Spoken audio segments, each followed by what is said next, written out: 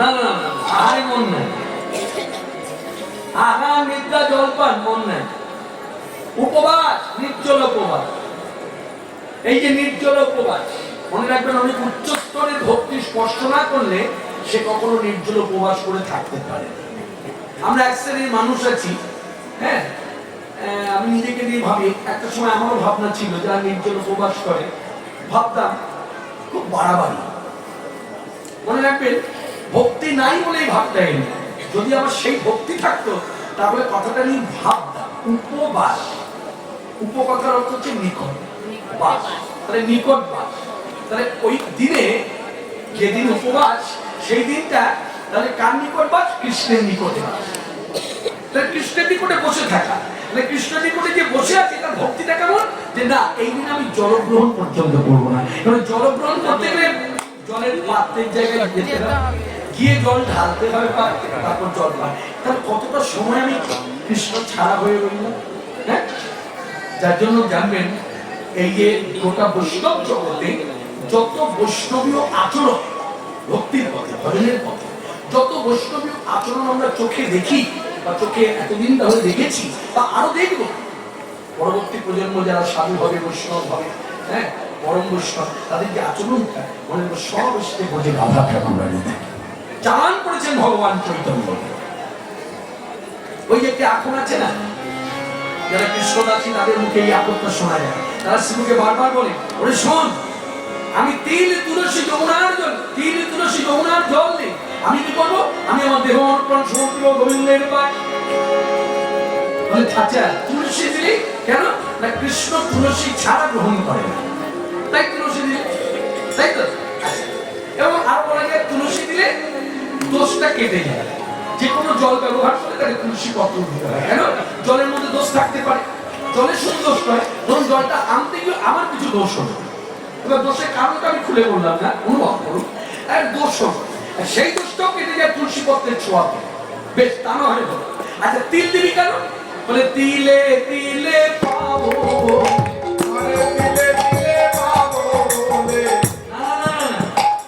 আমার কি মনে হয় জানি, আমি তিল দিলাম কেন জানি? তিলে ছাড়া, তিলে ছাড়া, তিলে ছাড়া হব না বলে, আমি তিলে ছাড়া হব না বলে দিলাম তিল তুলসী যমুনা।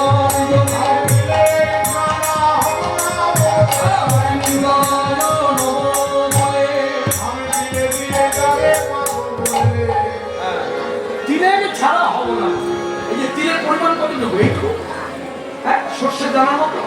বলছি এইটুকু সময় আমি গোবিন্দ ছাড়া হব না। তারা কত উচ্চ স্তরের ভক্তি, যার জন্য মাধবন্ত করি মাঝে মধ্যে উপবাস। আমরা যেমন উপবাস যাই তিথি দেখি, একাদশী কবে হবে সেই দিন উপবাস। আচ্ছা, শিব চতুর্দশী কবে হবে? উপবাস। গৌর পূর্ণিমা কবে হবে? উপবাস। মনে রাখবেন, যারা উচ্চ স্তরের ভক্তি তারা মাঝে মধ্যে ইচ্ছাকৃত হবে উপবাস। কেন? উপবাস থাকলেই তো কৃষ্ণের কাছে থাকতে পারবে। আর আহার নিদ্রায় যদি আমার সময় যায়, তাহলে সেই সময়টা আমি কৃষ্ণ সঙ্গ ছাড়া হয়ে রই। এই যে এত উচ্চ স্তরের ভক্তি নিয়ে মাধবেন্দ্র করে আছেন ধাম বৃন্দাবনে গোবর্ধন, সারাদিন কিচ্ছু জোটে, কিচ্ছু জোটে। আচ্ছা, এত ঘর বাড়ি, এত কুটি, আচ্ছা তারা কি ভিক্ষা করতে পারে না? শুনুন, চৈতন্য চেতামৃতে কবিরাজ গোস্বামী বলছে, শুনুন জগৎবাসী, এই মাধবেন্দ্রপুরীর ভেতরে ছিল অযাচিত বৃত্তি, মানে যেচে সেধে কারোর কাছ থেকে কোনো কিছু ভিক্ষা করবো না। ভাবটা হচ্ছে তুমি দিলে পাবো, না দিলে পাবো না, এতটাই নির্ভরশীল। এইখানে একটা কথা আমার মনে পড়ে যায়, অনেকে বলে কথাটা ঠাকুর অনুকূল চন্দ্র বলেছে, আবার কেউ বলছে কথাটা রবীন্দ্রনাথ ঠাকুর বলেছে। আমার কথাটা কিন্তু তা নয়। এইদিকে বাবা, এই কথার দিকে মন দাও, কথার দিকে মন দাও। কথাটা ঠাকুর অনুকূল চন্দ্র বলেছেন না রবীন্দ্রনাথ ঠাকুর বলেছেন, আমার বক্তব্যটা সেখানে না। যেমন আমি দৃষ্টান্ত স্বরূপ বলি, অনেকে এখনো জানতে চায় ঠাকুর হরিদাসের জন্ম কোথায়। ওই অমুক বক্তার মুখে শুনলাম ঠাকুর হরিদাসের জন্ম হয়েছে হিন্দুর ঘরে, পালিত হয়েছে মুসলমানের ঘরে, তাই মুসলমান। আবার কোনো বক্তা বলছে না, সরাসরি মুসলমানের ঘরে জন্ম। তাহলে কোনটা ঠিক কোনটা ব্যাঠিক? আমার গুরুদেব পরম বৈষ্ণব তিনি আমাকে বোঝাতেন শোন কৃষ্ণ, আমি তো তার স্নেহভাজন ছিলাম। আস্তে আস্তে আস্তে মা মা এই পোকা বস, টাইম হয়ে যাচ্ছে loss. Idiom idiom idiom idiom.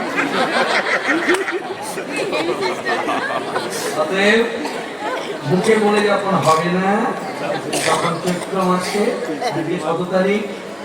18 তারিখ। ইতিমধ্যে